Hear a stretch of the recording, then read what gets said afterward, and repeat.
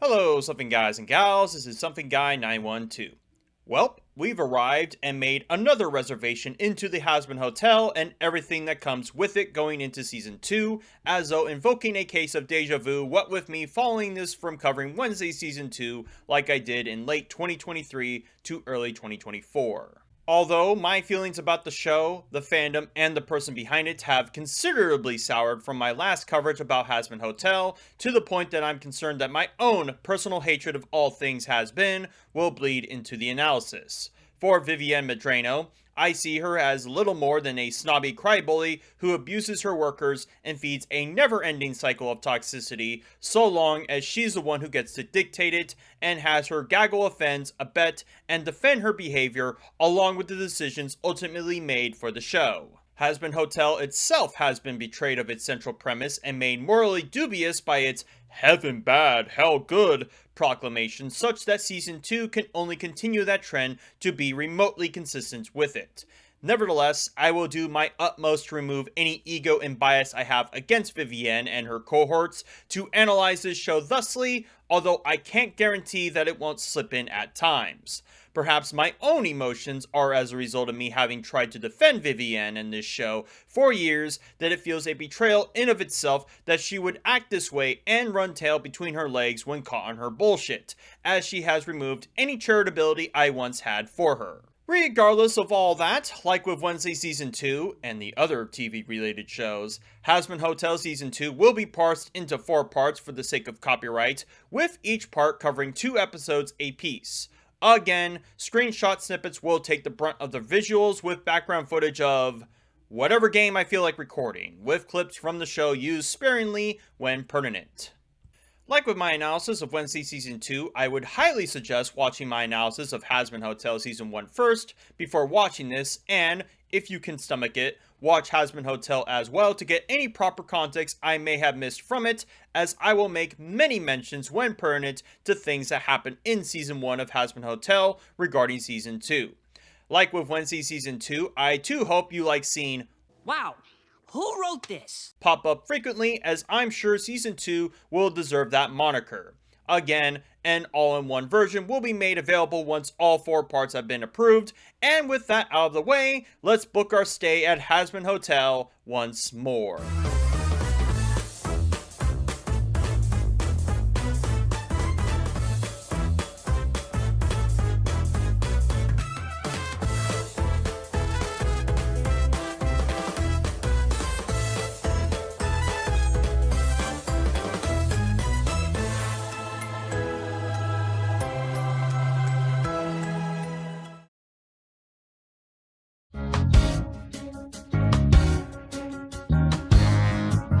Like with my coverage of Wednesday Season 2, in preparation of covering Hazbin Hotel Season 2, I had gone and rewatched all of Hazbin Hotel Season 1, as I knew for certain that this season would not and could not be consistent with what Season 1 establishes. Differed from my analysis of Wednesday Season 2, I did also watch all of Hazbin Hotel Season 2 so I could get a full picture of any plot elements in the opening episode that may allude to further developments in the later episodes. Something that will be immediately apparent before even tackling any of the episodes is that the episodes in Season 2 are slightly longer than the episodes in Season 1. More than likely, this was done after Amazon approved Hazbin Hotel for extra seasons, and there was an insistence that they get more screen time to not bring the pacing of the show into ludicrous speed.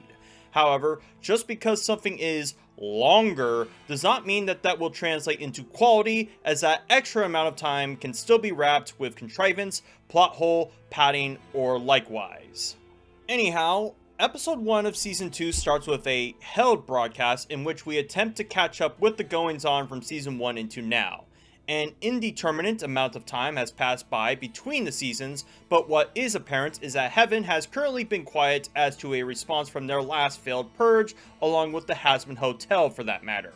We also get explicit confirmation that this held broadcast is in the pocket of Vox Tech, which is Vox's main point of business, something not remotely implied in Season 1 or the pilot for that matter. This retcon of their association with Vox Tech will cause problems for the prior content the farther we get into the show, and as a reminder, the pilot of Hazbin Hotel still is canon to this show. With the Hell broadcast being in cahoots with Vox Tech, there is some sensationalism behind what Tom Trench and Katie Killjoy espouse about Charlie's intentions, although I am curious whether this spin that they are doing would actually be convincing to the Hell denizens between seasons.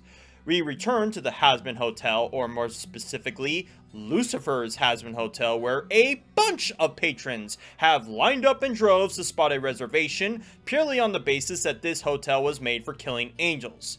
Now, given that Charlie's entire conceit throughout Season 1 of Hazbin Hotel was about even getting someone into this hotel, you'd think she'd be head over heels that so many now want to come here, even with ill intent. Yeah, this show will not get into that much later in the story, which is baffling for this show to ignore the namesake this show belies upon. We also see that Alistair is pensively watching from the balcony with his shoddily fixed staff behind him.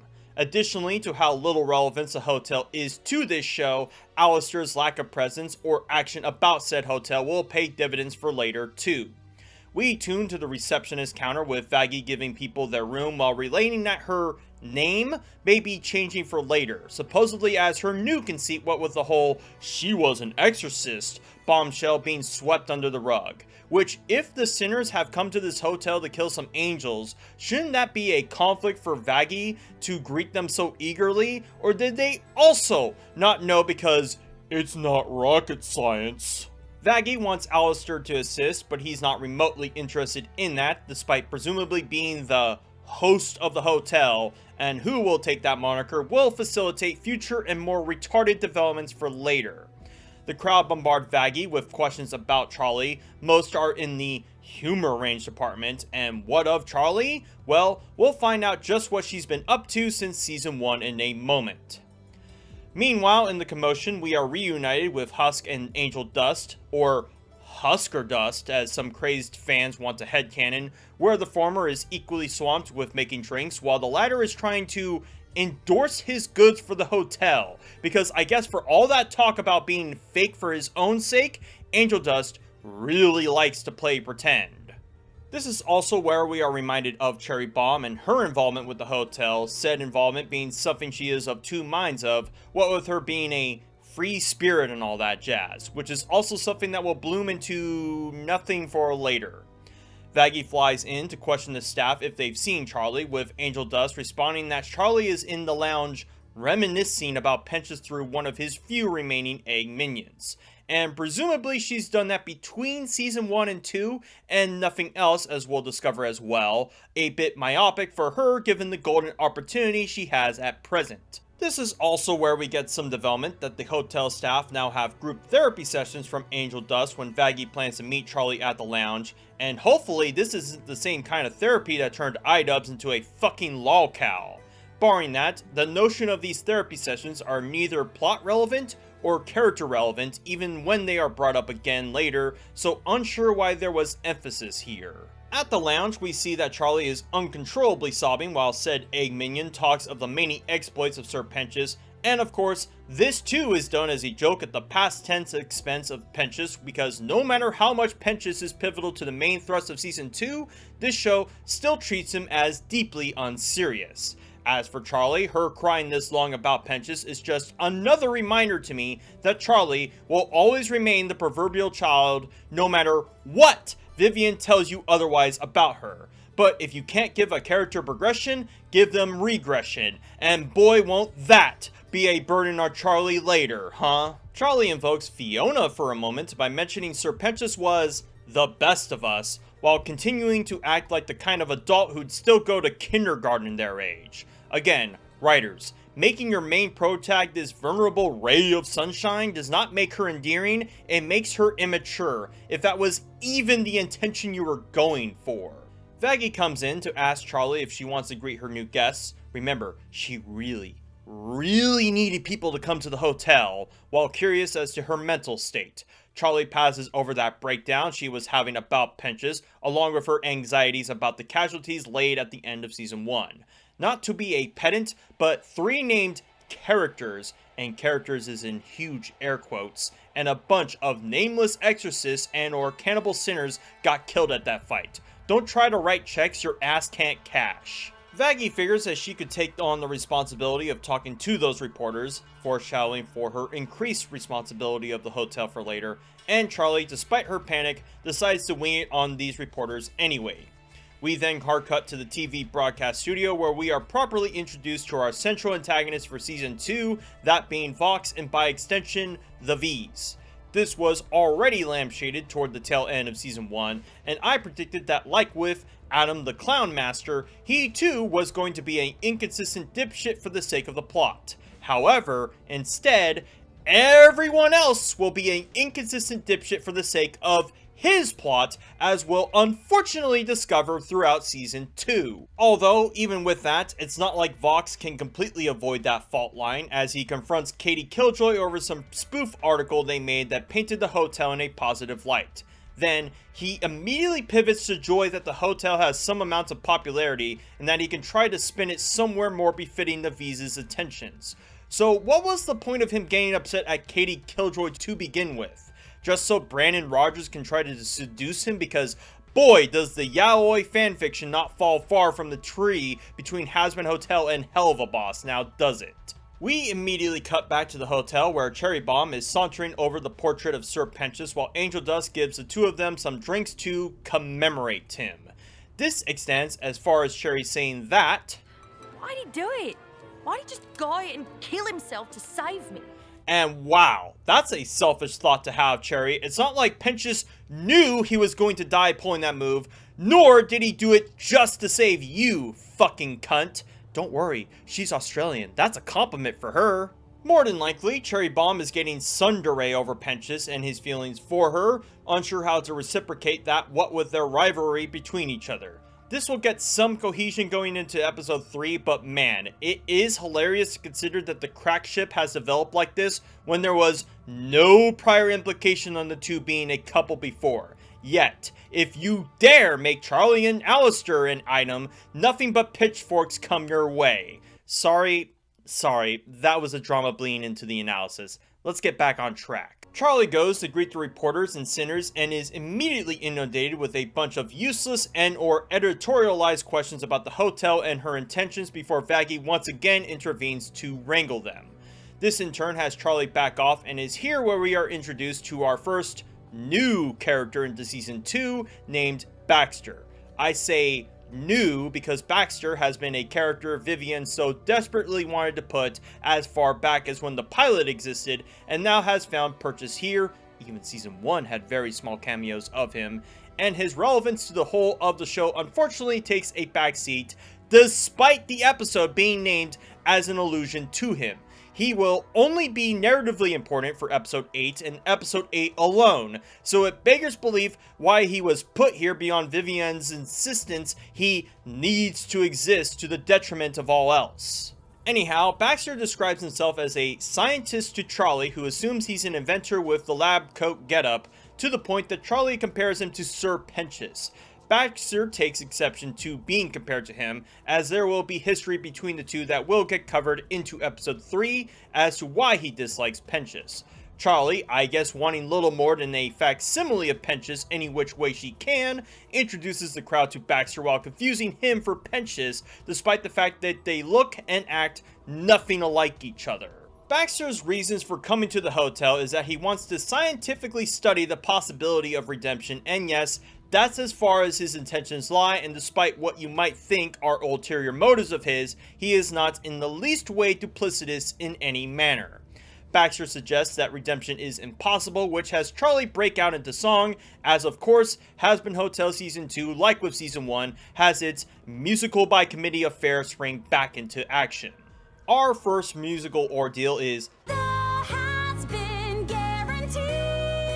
brackets, trust us, as Vox and the V's also interrupt this musical onslaught at times as well. Throughout most of Season 2, a lot of the songs on here are just as insistent as Hell's Greatest Dad is, along with the fact that they continue the in-universe fourth wall break I mentioned the last time I tackled these songs, as they are merely dialogue disguised as lyricism. But would you believe me if I were to tell you that some of the episodes have not one, not two, but 3 musicals in the episode? Do you think the episodes being longer are for your convenience? or for theirs to make more songs slurring into your brain? Trying to tackle the song in the same order that I tackled the dialogue, Charlie tries to advertise to Baxter the perks of the hotel while getting caught up into her own deep-seated anxieties about the hotel, including whether Pentious was redeemed and that if he wasn't, her entire hotel has been a sham day one. Excuse me? Shouldn't this been something that was on Charlie's mind the moment she even wanted to test this social experiment and not when Pentious died? Also, Charlie explicitly states that she had been wallowing in his death for the last month, along with the usual expletives this show thinks is humorous, meaning that for that long she did not give a fuck about any of the new patrons at the hotel, despite her claiming, "All the guests here are family." This will be even worse the farther we get into this show, as the Lucifer remake in the hotel new was entirely worthless. As Charlie tries to get back in the groove while trying to have her gaggle play along, some of the patrons leave until one gets compelled by Vox to be swayed this way. Although it's confusing what his and the V's intentions are beyond reminding this random sinner that no one outdoes us, as they give her all this glitter and glam and then immediately kick her to the pavement once she's outlived her usefulness. Also, this means of Vox to recruit displaced hotel residents will not get carried beyond that. Vox is trying to get more approval from others to boost his power for later, so unsure what this entire procession was for. Although, I'm sure the frenetic pacing, animation, and colors will surely convince a Hazbin fan that they are witnessing absolute cinema on display here. The only other thing to glean from this song is that at one point, Fox transmutes "trust us" to "trust me" before he has to correct himself to the other V's. This will foreshadow much of the rift he's causing by his ambition for power above all, even to the detriment of the many people he needs to build himself up before he kicks the ladder from underneath them. After the song ends, we get a second deluge of reporters combating Charlie as to her motives despite making her intentions about the hotel known to them. Notably, some sinners snarkily say, "Who cares about redemption?"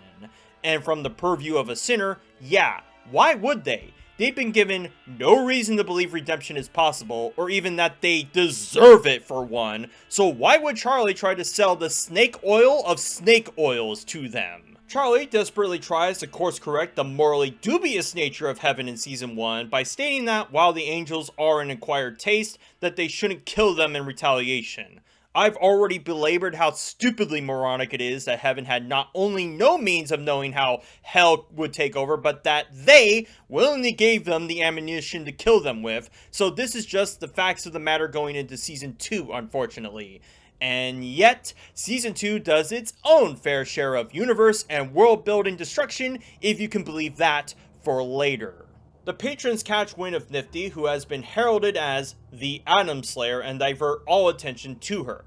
Charlie tries to sell her actions off as self-defense, and while I would be convinced Charlie knows this is a lie, I think she actually believes Nifty did act in self-defense when she clearly was just... Charlie isn't able to convince the sway of the crowd up until they decide to throw her some more questions, and Charlie is completely flummoxed to respond with all eyes on her.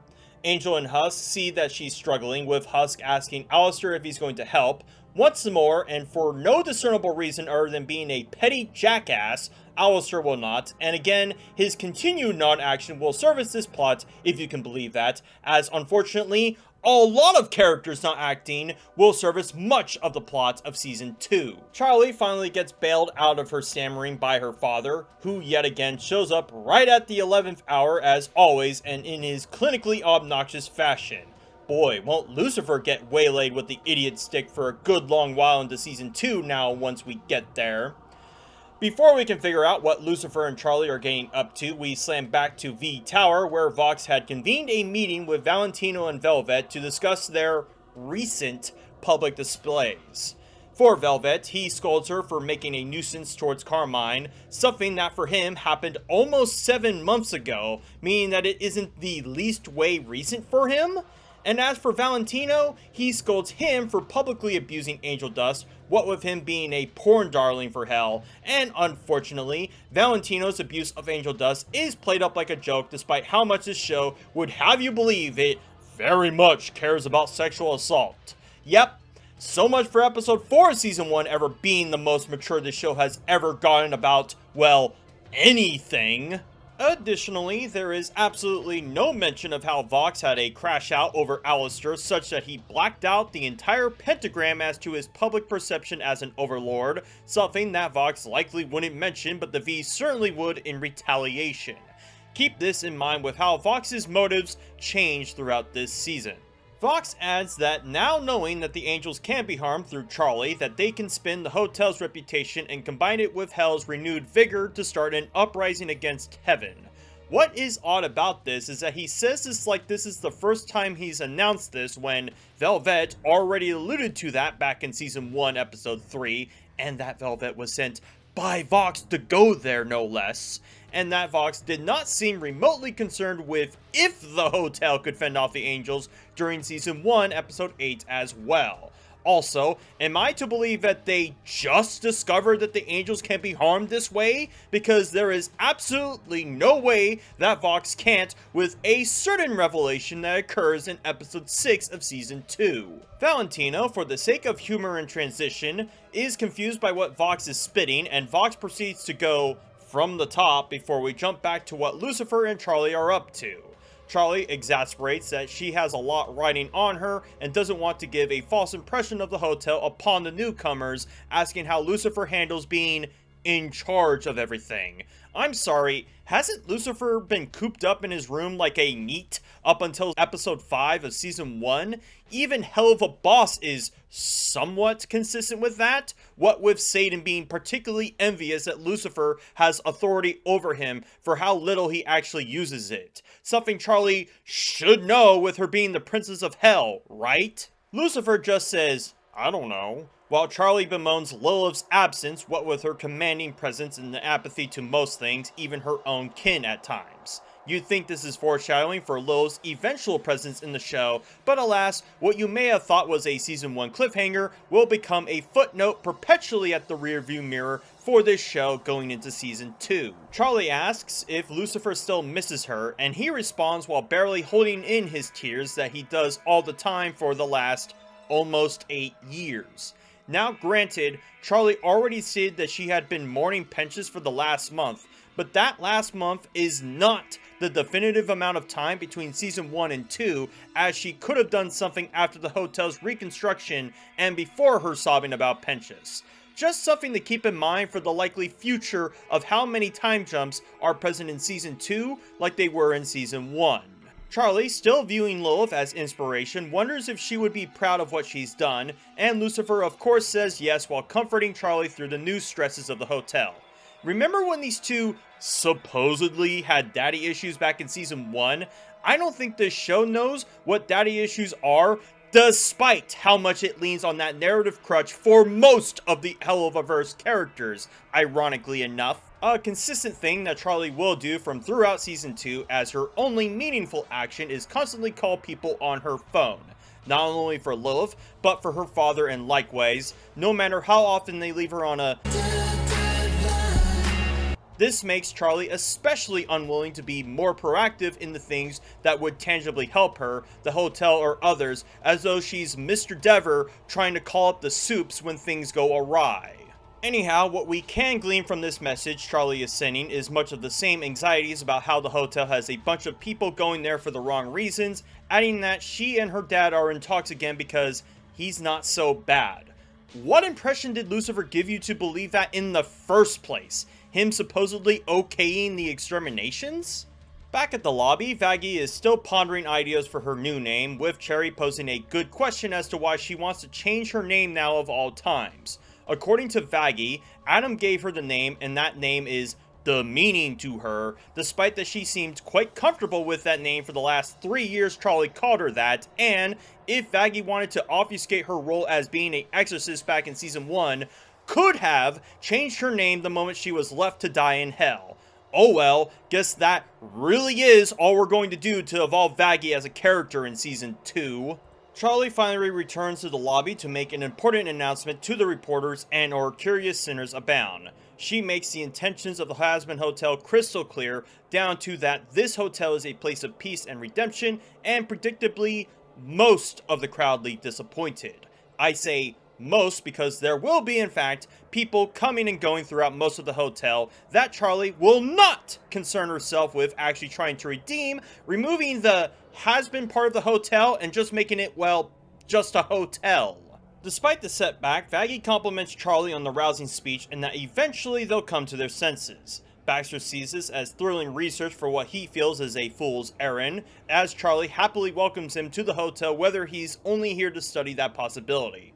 Also, nifty name drops the episode here, as most of the episodes named in Season 2 are dropped by a character this time, as opposed to when Season 1's episodes alluded to the major flavor of that episode. We whiplash back to Vox HQ, where Vox concludes his step-by-step goals of ruling Heaven. Valentino is still confused by not only why they would want to rule Heaven, but also how they even get up there, with Vox only responding that those questions are semantics. No the fuck they aren't, and in fact are very good questions to ask if Vox and the V's are as powerful as they claim to be. But alas, Vox and the show are not prepared to answer those, as it would get in the way of the narrative through line surrounding Vox. Vox decides to exposit some details about his past life to Valentino, details that Valentino would already be aware by this point, but again, this is for the audience's sake and not his. Vox claims that he was influential in his mortal life to the point of having his own cult interjected by Valentino.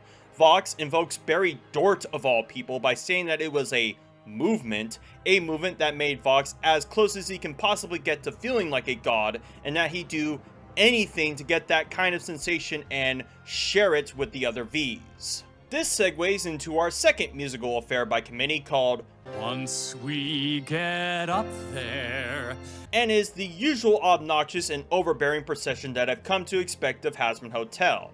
There's not much differ from this song compared to the Hazbin guarantee, trust us, and most of the songs in Season 2 sound and feel exactly alike from one another, something even Season 1 at the very least grounded the songs in a particular style. As for the dialogue disguised as delivery, the V's claim that they are the biggest fish and that they could upgrade the bowl to include Heaven.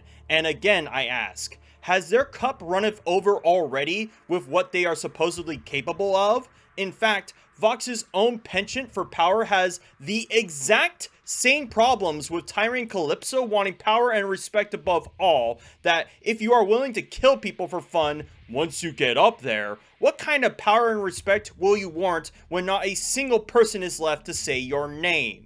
Once that deluge is over, Charlie and Vaggie once again opine on what Vaggie's new name is going to be, because Jesus Christ if they aren't going to milk that for what it's worth, until Charlie changes topic to her continued regrets about her behavior towards Heaven along with Pentious' death. Vaggie continues to plant the seeds of her involvement in the hotel by stating that she could try to take on more responsibilities until Charlie is ready, and I don't buy this as an excuse for Charlie to do nothing simply because she got Vaggie's blessing not to care about the hotel. What remains of episode 1 is that the Hell broadcast announces some slanderous spin on the hotel, along with stating that Vox has made his own sanctuary for those displaced by Charlie's recent intentions about it. This is something that is going to hang on Charlie's conscience and self-esteem as a character, such that she will, without realizing it, constantly step on a bear trap that the V's have laid out for her, and it gets more infuriating the more time she does it, as though the concept of people lying about you for clout is unknown to her. Vaggie reassures Charlie that this spin will be old news within the week and decides to leave to get a drink for her.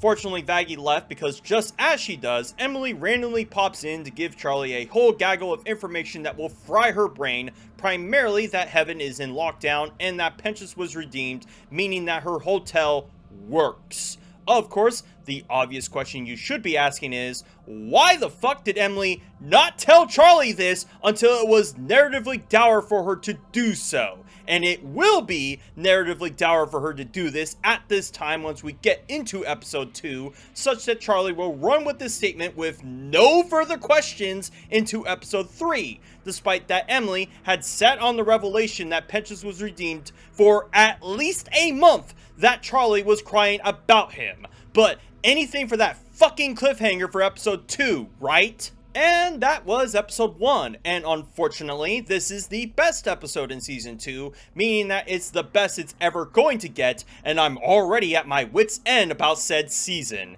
And don't expect me to compare this to episode 4 of season 1, as it doesn't even get close to being on that level, so do prepare your anus for how much this show will push its luck and my patience for future. So with that, let's tune into episode 2. Episode 2 is an episode that is going to be hard to follow, as what we'll discover about it will either make it occur before the events of episode 1 or happen concurrently with the events of episode 1. As you'll see, the reason for this discrepancy is that episode 2 is set entirely within heaven for a change, as we need any amount of perspective of heaven, as little as we got in season 1, to rectify the mistakes that season 1 made about it. Anyhow, we start episode 2 with Sir Pentious being brought to the Council of Heaven with a bunch of onlookers, including Sarah, Emily, and Lute, arguing as what to do about him. So they only just now had this council about Pentious and not in the presumed month between his appearance in heaven and now? Some of the dialogue not only puts greater emphasis on the morally derelict nature of heaven, but will also be hilarious foreshadowing for how much that character does not act upon the thing they want to do. Examples being Emily suggesting that they should go down and let Charlie know that her redemption was a success, and that the council find Pentious being here something that has never happened before.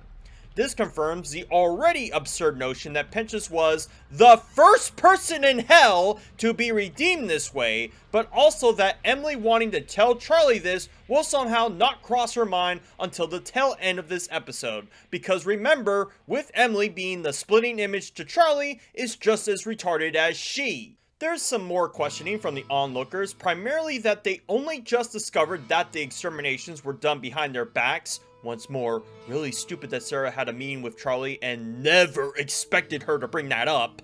And that Sarah had been trusted to ensure that every soul that comes to heaven was already decided. I can already see my Geiger counter ticking from the nuclear grade copium the fans will unload upon me that this is in no way to show disparaging heaven yet again, but I don't believe it for a single micro fucking second.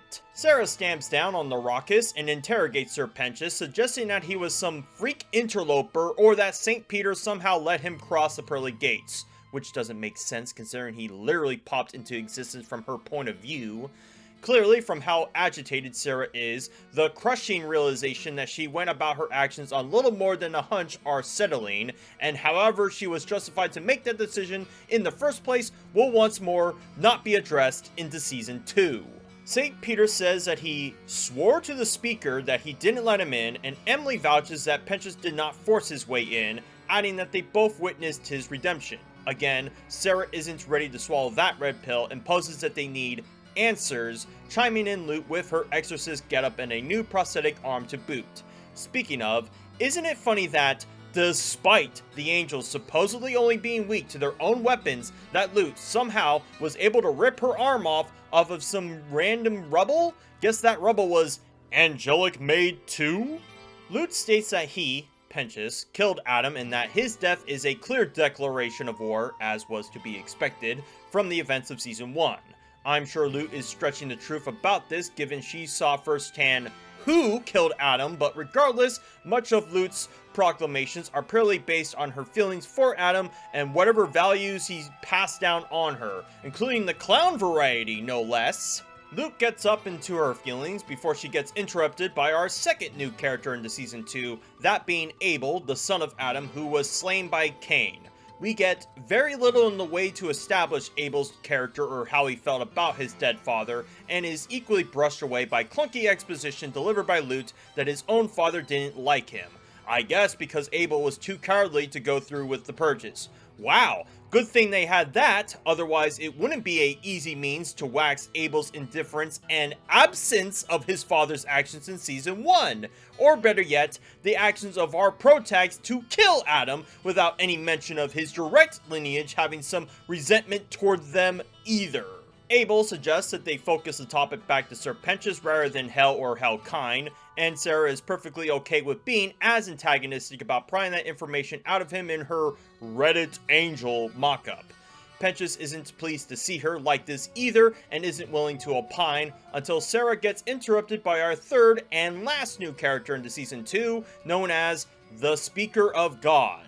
Presumably this speaker has an even higher station of power than Sarah is, which calls into question why Season 1 suggested that there were no gods if this speaker exists, and whether there is a god if she merely speaks for him/her/it/they/them.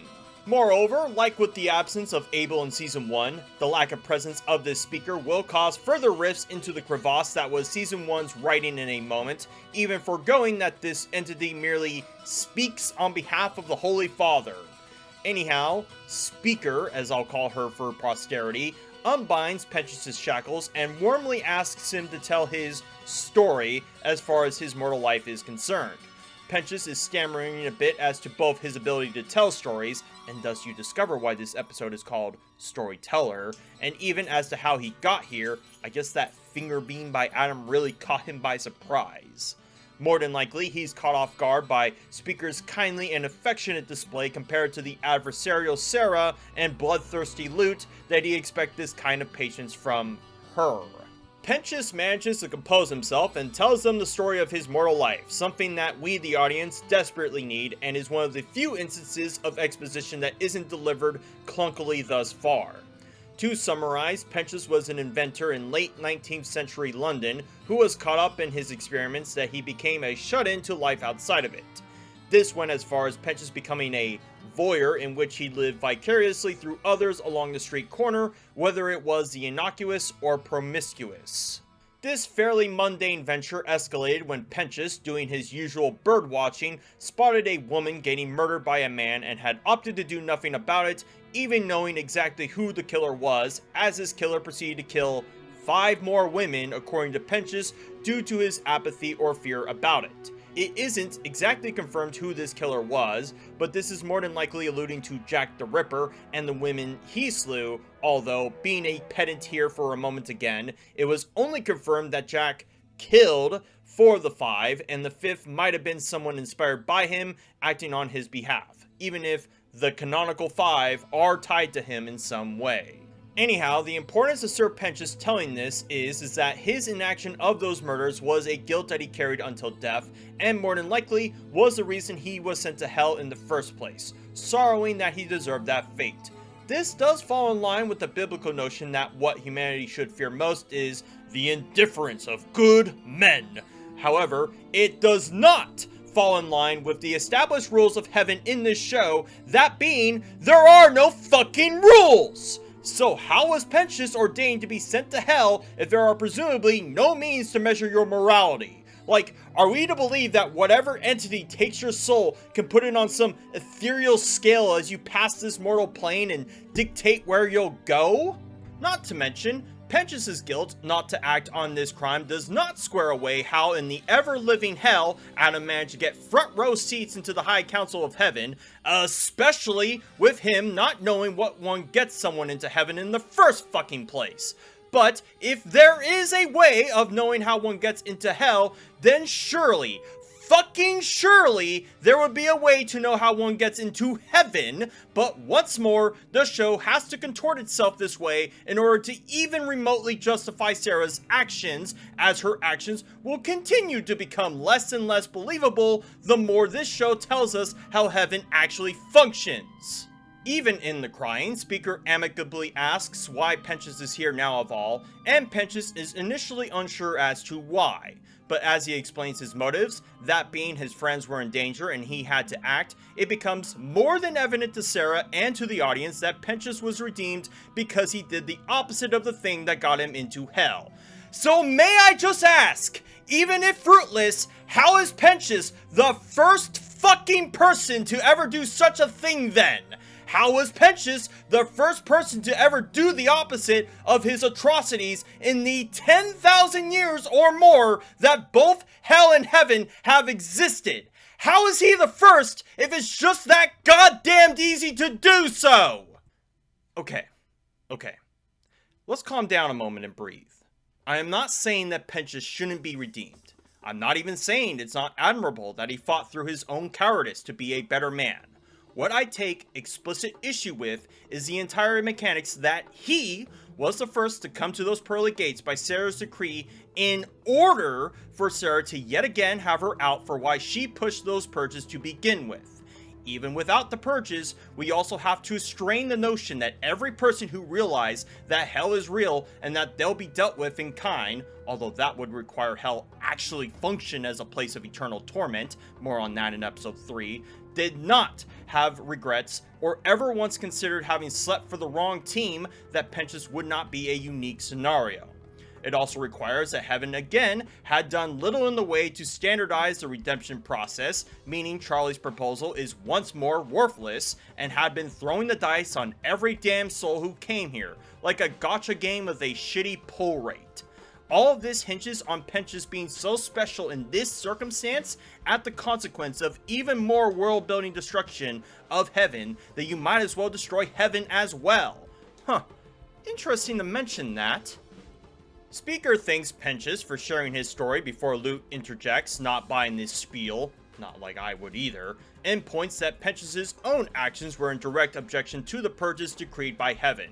Sarah and Speaker just ignore what she just said, and Speaker continues to elaborate that because Pentious cared about the lives of others over his own, that he was able to atone for his own inaction to save his own hide. And boy, does not get the waterworks going for both Pentious and Sarah in witness to this, although it does further complicate whether any good deed goes unpunished, even if it directly goes against heaven. Speaker also makes the proclamation to the rest of the council that Pentious had atoned, while name-dropping his mortal name, something Pentious is a bit uncomfortable being called that. Abel decides to butt in as he realizes why he calls himself Pentious, and unfortunately the apple does not fall far from the tree, as Abel is just as much of a pants-shitting retard as his father is, except in the more Marvel quip variety. Lute had never seen such bull before, and verbally confronts Speaker as to her rationale behind seeing the good in Pentious. Apparently, Speaker can sense lies with her response to Lute, so unsure as to whether she's a mind reader or has an ethereal polygraph test at the ready. Regardless, Lute tries to make her case, but Sarah is still gobsmacked that Pentious was indeed redeemed, putting heavy doubts upon her own reasons to carry through her own actions. This extends with Lute trying to plead to Sarah, who begins to back away from her, still trying to use her own paranoia of Hell's uprising as her trump card to be convinced before she tries to pull rank as being the new leader of the Exorcists. It is here where we discover that Abel is now the leader of the Exorcists, purely through nepotism, which also makes what Lute said to Lilith a flat-out lie in Season 1 as well. And because Abel is a coward, because of that totally not clunk exposition, he is not remotely willing to throw exorcists at the wall that is hell at this time. Also, I can't believe I didn't realize this sooner, but Lute being called Lute is a shorthand for lieutenant, meaning she too was given that name by Adam for reasons? Lute is losing her grip on the crowd, Sarah, and even herself as she starts to get hallucinations of Adam in her mask, unless her mask can just glitch out like this, as she sieves to both Speaker and Emily about what she's went through and what she's willing to give for the plight of heaven. Sarah finally throws the gavel on Lute as she still tries to play into her fears about hell, more on that later, saying that Pentious being redeemed completely changes the circumstances of her actions towards hell and that she will not waste any more bloodshed on this matter. Sarah finalizes this by saying that Pentious is a soul in our care, with him being here and convening the meeting by having Emily show Pentious around the rest of heaven.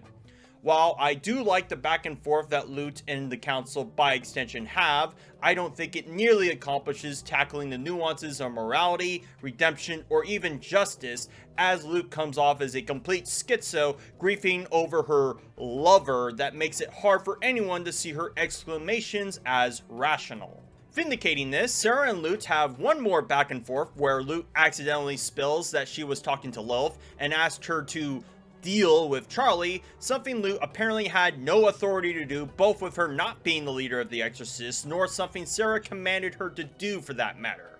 Yeah, why is Lilith in heaven if the whole hell was uprising hysteria was on both Sarah and Lute's minds? And Lilith will still be in heaven, as we'll discover as well, no matter how discordant it is that she supposedly empowered hell her way.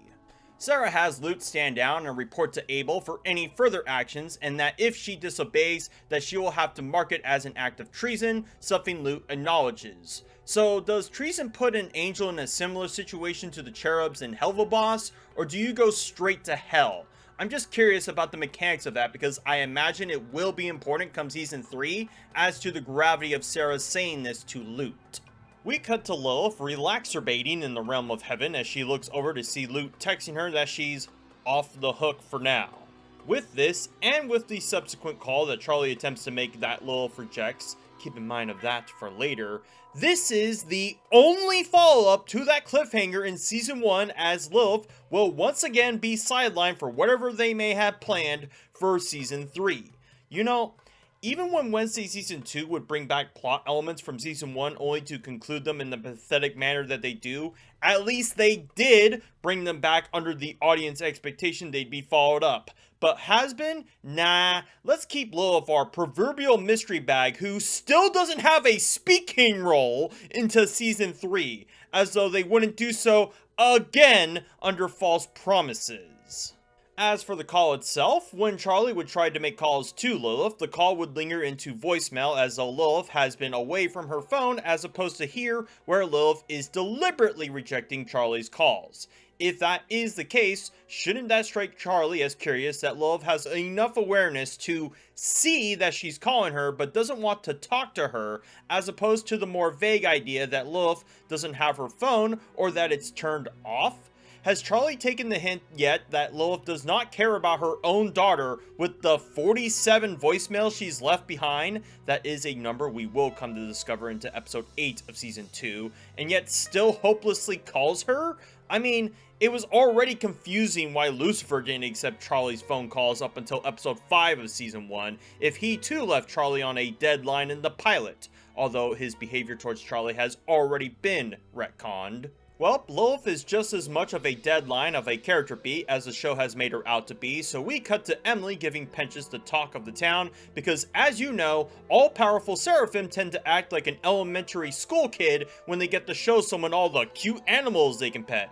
Wait, that's not common knowledge? Sorry, must have had an anvil dropped on my head. All that Pentious has on his mind now that he's free is that he wants to see his friends in hell to let them know that he's okay and that he was redeemed as per his actions. What's Emily's answer to that? Apparently he cannot, and there is absolutely no explanation as to why he can't, based on what we understand about traversing between the realms of heaven and hell in this show.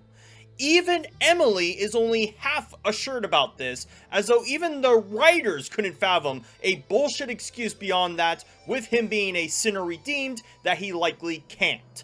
And this absolute contrivance of him not to be allowed to present himself before hell will further push the show's own suspension of disbelief it thinks it has on the audience to new lengths not seen before. Pentious, upon realizing that his revival only put him back to square one, starts to curl up upon that realization as Emily does her best to comfort him through song, and we get our first musical cue for this episode with, like with Welcome to Heaven, it is little more than a ditzy pop ballad advertising the perks of heaven, while Emily's lyricism ironically has a more sinister spin on saying that no one here is like him. There's even a point where Pentious attempts and fails to find a means to hell, and upon his failure, Emily flies over and confirms that he has no way to get to hell, despite her uncertainty earlier, as though she's actively mocking him like she's Mr. Burns. The song ends on a really dark note with Pentious literally trying to kill himself with a gun that turns out to be nothing more than a blank full of confetti, and this is the show's way of making that humorous too? I thought trying to commit suicide was a sin in heaven if I'm to believe indifference to the crimes of someone else was enough to get sent to hell.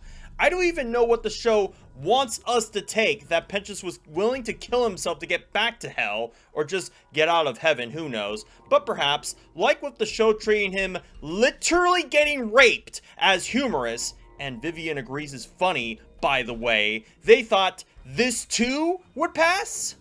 Also, if that song didn't get you in the mood, I hope you're ready for how quickly some of these musicals are rubbing shoulders against one another, as once Like You ends, Sarah's confession begins after a small confession by Sarah about what she's done and what she thought was a righteous cause. Notably, Sarah says that, What kind of leader can't tell good from evil? Wow, who wrote this? and may I add that yes, how can one if there was no way of knowing how one goes into heaven or not? But if that is the perspective of Sarah in retrospect to seeing Pentious redeemed, was that not ever something that put doubt in her conviction of going through with the purges? At the very least, would that have been something on her mind the moment someone like Charlie proposed the notion that redemption was possible, and that even one of her closest confidants couldn't tell the difference either way? I mean, I know I put her as the second stupidest character in season 1. Fortunately and unfortunately, someone else will take that mantle from her, but even if I'm to excuse all her rationale as little more than fear and paranoia, why does this fear and paranoia not extend into her own reasons to act upon them? As for the song on the whole, it's a mostly a cappella duet of Speaker and Sarah confiding in how Sarah will go about her motives and future with this revelation in mind, and is one of the few songs that sort of stuck with me as unique from the rest, so far, by how it is conveyed. This is also the last we will see of the Speaker of God, which is in part blessing and curse that this show has already expended its new characters this quickly so that we can extract more out of the ones we already have to juggle from season 1. It's certainly a better choice than the cornucopia of those presented in Wednesday season 2 over the ones lost. As for the Speaker, I have no idea if the Speaker knew that these purges were happening and or if they were happening in secret, what they feel about them beyond astounding indifference, or whether the Speaker can even have an opinion beyond just being a literal mouthpiece for whoever God truly is, but surely this God would have an opinion if not her, right? It also seems Speaker's only wisdom for Sarah is not about what she has done, but what she is going to do now, as Sarah certainly has a mountain of guilt upon her, wondering how she can be forgiven if knowing that the damned could be. This musical does also feel like a means to fast-track Sarah's morally dubious and frankly asinine reasons for her carrying out the purges in season 1 as little more than a mistaken conceit of hers, despite that this rationale still requires her utter ignorance that the exorcists left the very weapons they were weak to at the end of every purge, and more importantly, that these purges have not gone on nearly as long as we'd once thought. What do I mean by this? You will discover exactly how long come episode 4 of season 2.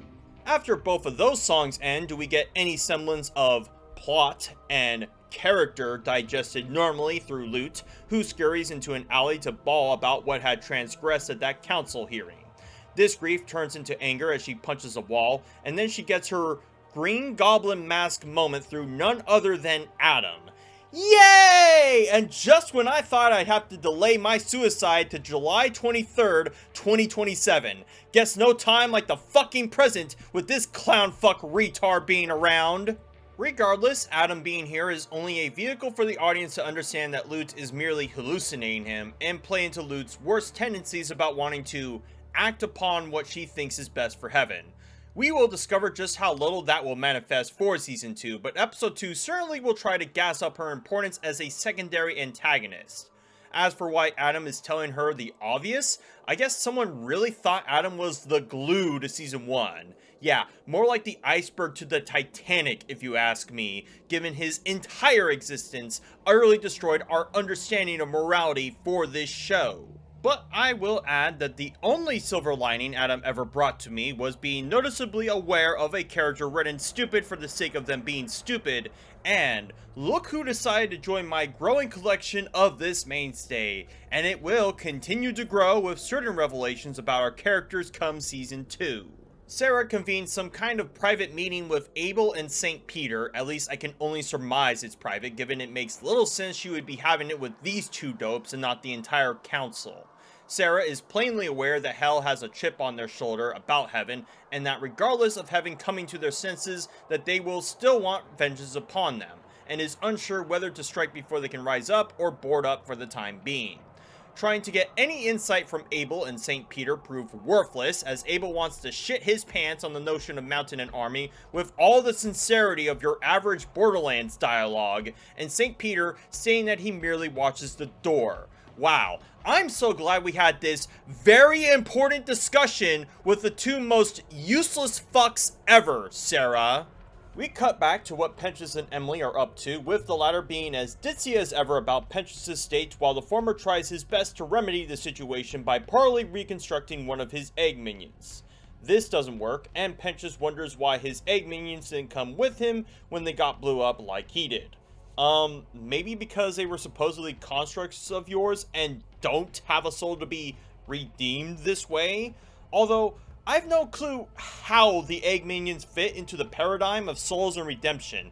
I just wish the show did, given Emily's response is just as clueless as ever. Pentious is left to weep on the table upon Emily's response, and Emily decides to do something nice for him rather than just guess what he thinks is nice by using her almighty seraphim powers to construct some golden egg minions for him.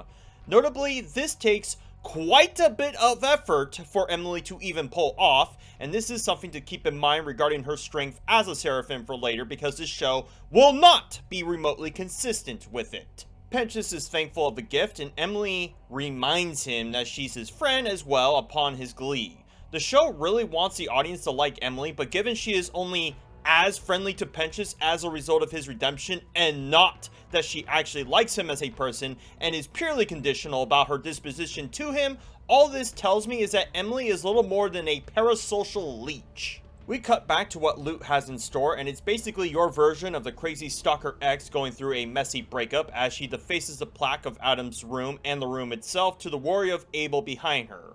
Being the clown person that he takes so much from his dad, he's only interested in grabbing one of his guitars, which if he wanted that, why did he choose to only do so now while Lute is in here, before Lute yells at him to leave while threatening him with said guitar he wanted to pilfer. As for the room, if Adam had been dead for at least a month, why is it in such disrepair and abandoned like this in the first place? This is heaven we're talking about. Shouldn't nothing be in disarray there? Speaking of Adam, he once again reminds the audience that he doesn't like his son, because I guess the writers think the audience is as dumb as they are, to Lute, whom Lute tries to confide in Adam about her feelings towards him. Although, what with him being just in the head, he only knows as much as Lute told him, so it's words left unspoken between them. Adam hypes up Lute's murderous tendencies, and is here where episode 2 breaks the mold of the 2 musical per episode obligation in favor of 3, this one being called Gravity.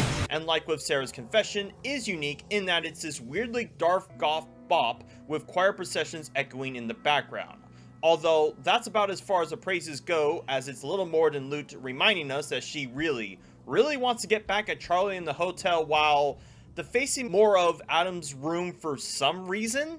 I don't know if she's doing this because this is the only way she can exert herself after Adam's death, or she really is that heartbroken about him dying that she'll kill the rest of him along the way.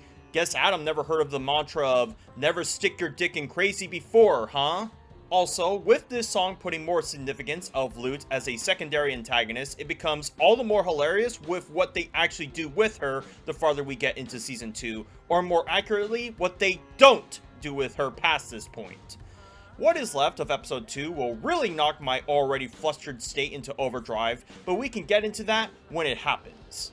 Emily shows Pentious around a new suite/hotel room for him as her officiating his residence in heaven, but before the two can engross themselves, Sarah makes an announcement heaven-wide.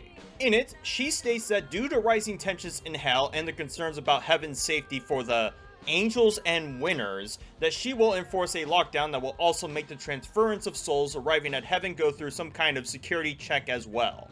Visualized as well, Sarah is joined by some other angels and or seraphim as they conjure some kind of ward beam that encompasses the entirety of heaven and presumably will stave off any hellborn attack.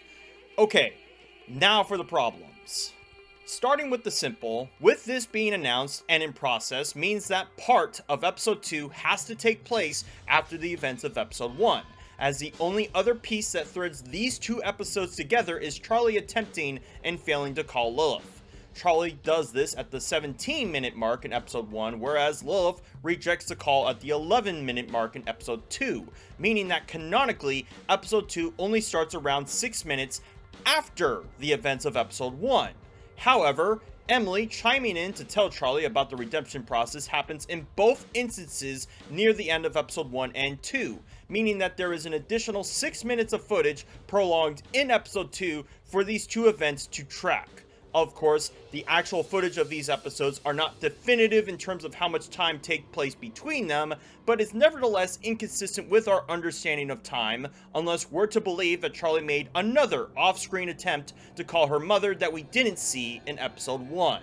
Second off, with establishing that Sarah could have made this barrier to ward off hell this whole time means that the purges were utterly and absolutely fucking worthless. Even with the idea that those who came into heaven could have been sinner or likewise, if Sarah's reason to go through with these purges were of an uprising, then why hasn't this been the first thing she thought to do then? And it's not like she needed some kind of approval by the board, she just declares this to be the case and goes through with it anyway. So you don't even need to substantiate your reasons to project this barrier, and better yet, Sarah had reason to put this barrier with her misplaced conceits, as was addressed earlier. Thirdly, why are the people who were saintly in heaven described as winners? Why not just saints, as is usually the case to dichotomize saint and sinner? I get they merely wanted this to rhyme with sinner, but it also makes it seem as though being good is just a competition and that there is no worthwhile means to be moral in fiber to the purview of heaven. It would also make these people feel holier than thou, ironic, towards the sinners to be described that way, making them prideful and thus not moral by the already flimsy world building of heaven in this show. Fourthly, we have still yet to know how hell could even get to heaven, given that was semantics according to Vox, so it beggars belief that this would do anything that wasn't already established. It'd be like giving a remote island nation weaponry they could use to kill you, but they have no means to fly, swim, or even traverse their way to the mainland, and then building a wall under threat of them.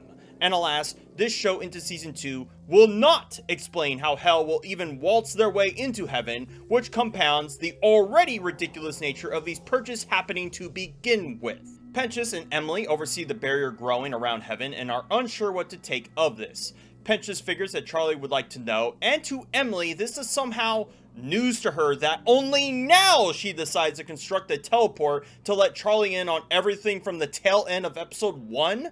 Also, if Emily can just construct a teleport to hell from heaven, then why can she not take Pentious with her if he wanted to see his friends? Fuck if I know or this show knows beyond the contrived, and I guess Emily didn't think to consider Charlie someone she was absolutely rooting for in regards to her plans for redemption up until Pentious had to remind her, and when it became narratively desperate for her to. As I said, she's a fucking leech, not a fucking friend.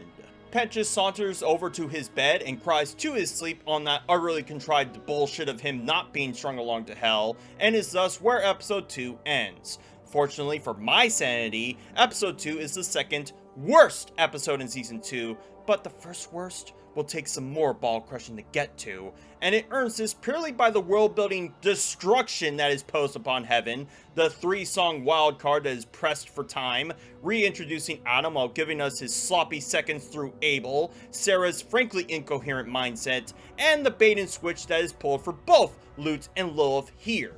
I know the episodes will get better, but even when they do, they will be strung along as they'll merely set up for the next one. This will be duly noted in episode 3, but for that, you'll just have to wait for part 2 of this analysis.